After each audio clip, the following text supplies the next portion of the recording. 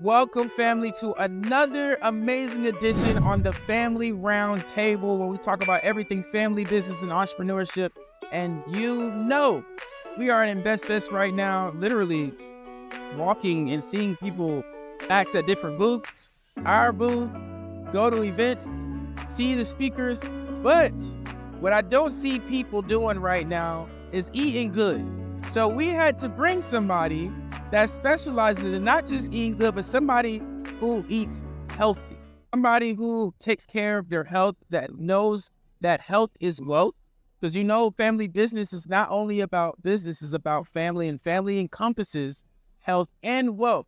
Okay? So we want to discuss to somebody the importance of building a business, not only because of health benefits, but also the industry of how the restaurant industry is actually ran. So this is what I want to do. I've never had a restaurant person on the podcast before, but I would love if you could introduce yourself and explain who you are, what you do, and how you serve people, because you don't meet most people who own restaurants. So could you please do that for us? Absolutely. Thank you so much for having me. My name is Sarah Scandone. I own Nourish. It's a plant-based restaurant in Philadelphia.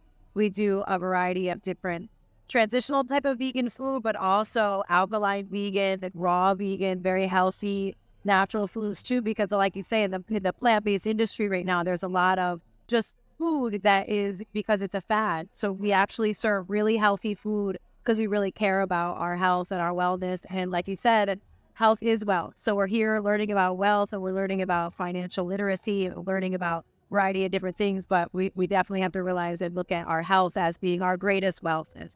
1,000%. I mean, what's the point of having money if you can't live to see? Exactly. You know what I mean? And so I want to touch base on why can you explain like, why would you, like, you could have chose every and anything across this planet, but you chose vegan as your option. Yeah, I feel like some things are our calling as well. And I've been plant-based for over half of my life, and just seeing the impact and the state of health that most people are in right now, we really need an alternative. And we see that we're directly, what we eat directly impacts our health. And Yes. Seeing and working with so many people, because I'm an herbalist as well, and I work with a lot of people, and they're very sick. And Yes. you can work with herbs, but you have to tap into the, and you have to see that the state of our health as a whole, as a society right now, is directly related to the food. So if I can educate and also serve delicious too, because I can cook some delicious food. So if we can offer people their same traditional food and still make it really amazing, really delicious, then it can really impact and change. Because when you can change the way that people eat, you can change their mindset, you can change their health, you can change our community, Now let me ask you this question. As a woman who owns a restaurant, two questions actually. First, you have a husband, a family? I'm single right now. Okay. I'm single and I do not have children now. Okay, so I would like to ask, it's even better, as a woman, right? When having a man, you said that it changes our mindset. So why is it that women get really, really happy over food? Because that's the other side of food too. And that's why all this decadent, lavish food that we're so used to, it releases different chemicals in our body. And that's where we go through those sugar highs and sugar lows. So food is, it very much so releases things in our bodies. And that's why we also have to look at the other side of it too. People also get really angry over the foods that they're eating too. You're eating a lot of food with a lot of hormones and chemicals in it. And then We're wondering why we're reacting as a society on a whole in a space where people are very aggressive. They're very angry. They're not in control of themselves. And through food, we can change that and change that dynamic. And in Philly, that's a serious situation right now because there's a lot of violence, there's a lot of crime in Philly. And I think through changing our diets would be really impactful. I did a event on mental health awareness and was doing a lot of studying about how food directly connects to our mental health as well too. So that's how we feel happy, what we feel sad or aggressive or whatever it may be. That's so interesting. Now my second question, right? As a woman that owns a restaurant, is it harder for women to get into the industry than it is for men? Like, do you see that? Or is it just, it's just a restaurant? I think within business, I think right now women are on the rise of being, entrepreneurs, and it's really, women are becoming raising a successful. That's the women era for sure. Absolutely. I do feel over the years, I've been an entrepreneur for more than half of my life, and I've definitely seen the struggle of that in a world where there is a lot of that ego-driven male dominance in any space. But resilience and just passion and purpose is just, really, let me not even focus on that element of it and just push through and know that this is my purpose, and being able to share this knowledge and this great, delicious food with the world as well is I overcome any kind of adversities that might come up through. So I mean, the food would be, if somebody made you upset, all you got to do is eat good, and then you'd be happy. I mean, I will say it does make that big of a difference. So, what type of food, but like the actual food, like cuisine wise, do you make at your restaurant? So I do a variety of different food because I just love cooking all different variety of foods. But I did live in the Caribbean for a long time, and I'm a Rasta woman, so I love to cook Rasta food, and that's Ital food, natural food.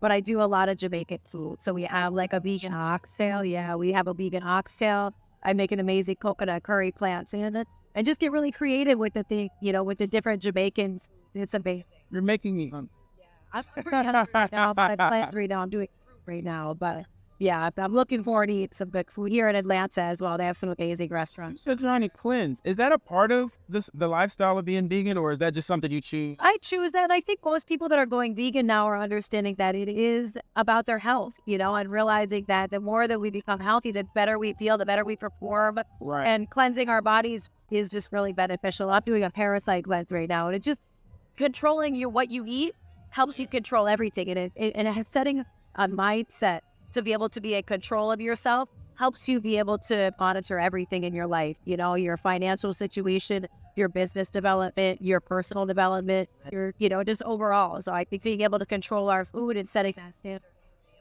Interesting. How do you know when to fast? I think we should fast every quarterly. So I think we should fast at least 3 to 4 times a year, and variety of different things. Right now I'm doing a parasite cleanse. I think it's important to do heavy metal cleansing, which is overall, just an overall organ cleanse is really important. Interesting. And so is this something, so every quarter, so what's not the frequency, but how long does the cleanse last? Does it matter? I would say at least 3 days. At least do a 3-day juice cleanse. Everybody should giving your body a rest from digesting food and focusing so much on that, and really seeing how your body can eliminate waste. Because they say we carry from anywhere from 5 to 40 pounds of waste in our body. And I was doing 40 pounds of waste. You see these gentlemen with these big bellies. That's 40 pounds of waste. That's decaying animal dead flesh in our bodies that we're not eliminating. So you're eating food. You're eating more food, and you still have yesterday and the week before food still in your body. So it's really important just to give your body a little bit of a rest and to be able to flush out that excess waste in the body. So I was listening to a nurse talk earlier here today, and she said 90% of the people that have done the test here have high blood pressure at the event that we're at right now. 90% of people have high blood pressure, and that is all directly related to food. So looking at our community, we're seeing, even if we may be healthy, the elder people in our families are unhealthy. We're looking to our parents, our grandparents, our aunties, our uncles, and the obesity rate is it's phenomenal. It's outrageous right now. Like I study in Philly, 67% of adults and 57 or 47% of children are obese in Philadelphia, and that's where I'm from. And changing that dynamic is really important for the future. That's crazy. So, really interested in this topic. So, like when it comes to cleansing, right? We actually just did a 5-day cleanse. Oh, wonderful! Right? Crazy. It was very much a struggle. Did you do it as a family? We did do it as a family. So I did a different type of cleanse. I removed red meat and pork. Yeah. And I wanted to see how long I could last. And I think it lasted 32 days. Oh, that's great. Right. And so I find myself like I can eat red meat maybe once a month without like any side effects from it. Because your body can digest it, because right. It's not impacted by other waste that's not being eliminated. Right. So, and I say that to people, just make it sustainable. Start by adding new things to your diet. Start eating more fruits and vegetables. Just, eat only fruit until noon. So your body gives that elimination period in the morning to eliminate the excess waste in our bodies. So it's little steps. Like you said, try to do it as a family. It's really great to come together and have the support of other people as well. That's really beneficial. That's good. So not pivoting, but going back to when you said that we should be doing it on a quarterly basis, right? When you're doing a juice cleanse. So like on a quarterly basis is 3 days, then is like, because you said metal cleanse, like parasite cleanse. Should we be doing all the cleanses in that one time? Or No, I think throughout the year, take a break and do different ones. So focus on parasites one time. Focus on a whole body cleanse first. You want to cleanse out the body first. And then the next time you do it, do a parasite cleanse. And then the next time you do it, you can do a heavy metal cleanse and then go back to the overall cleanse. Because again, toward the end of the year, everybody's holiday, eating all this crazy stuff. So give it a little bit of a break at the end of the year. So just a overall. That is so good. Did you feel great when you did your 5-day cleanse or your 32 days off? I did actually feel really good when I did it. I felt lighter. I would say I felt lighter. Yeah. I don't know. I don't think I paid attention to my mental awareness, like my mental headspace. Right. My brother and my mom did like the juice teas, right, for 5 days. I think they lasted max 3, and they said they lost 5, 6, 7 pounds. Yeah. Yep. Just because of that impacted waste that's in your intestinal tract that you're not eliminating. So if you stop digesting and eating more food, you're going to eliminate that waste that's built up. So any little bit of cleansing, even if it's 3 days, start with the 3-day just to make it sustainable, and then show yourself that you can do this and you can get through it. And that mindset helps build your mindset for your discipline and other things as well. And this is everything that you learn just from experiences. Yeah. I've been studying natural medicine for again, a good portion of my life, and natural herbs, and then food as medicine as well. Food is our medicine. Right. Food is our fuel, what we're fueling our bodies with too. That is so good.